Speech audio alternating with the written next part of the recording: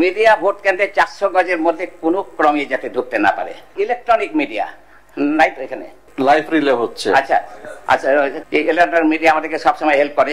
আচ্ছা যাই হোক, 2008, 14, 18 সালে হওয়া ভোটে তাদের অনেকেই ছিলেন কমিশন সচিবালয়ের গুরুত্বপূর্ণ পদে। ভেতর থেকে দেখেছেন কি হচ্ছে।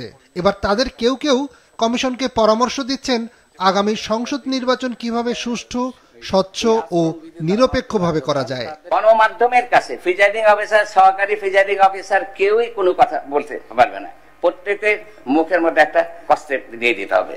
মিডিয়াও কিন্তু অনেক সময় ইলেকশনের দিন সকাল থেকে শুরু করে একটা পরিবেশটাকে নষ্ট করে দিতে পারে ইচ্ছা করলে। মিডিয়াকেও আপনাকে কন্ট্রোল করতে হবে সেখানে। কমিশনের সাবেক কর্মকর্তাদের অতীত সম্পর্কে ভালোভাবেই খোঁজ খবর নিয়েছেন সিইসি, বোঝা যায় তার বক্তব্যে। কিভাবে জালিয়াতি করা যায় সেই অভিজ্ঞতা আপনাদের অনেকের আছে, আর আপনারা অনেক দীর্ঘদিন চাকরি করেছেন।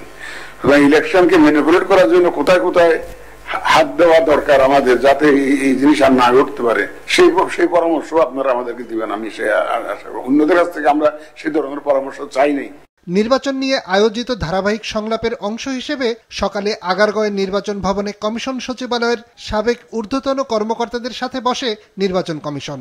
সংসদ নির্বাচনের সাথে সাথে গণভোটের আয়োজন, ভোটকেন্দ্র কমানোরও প্রস্তাব করেন তারা।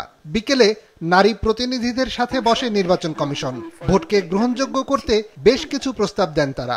কোন প্রতিষ্ঠান আছে একদম টোটালি দলীয় প্রতিষ্ঠান, এই দলীয় প্রতিষ্ঠানগুলোকে আমরা ইতিপূর্বে আমরা কখনো এই ধরনের লোকবল নিয়োগের ক্ষেত্রে আমরা খুব সতর্কতার সাথে করেছি। সূচনা বক্তব্যে সিইসি নির্বাচনের জালিয়াতি ঠেকানোর বিষয়ে পরামর্শ চান বিশেষজ্ঞদের থেকে।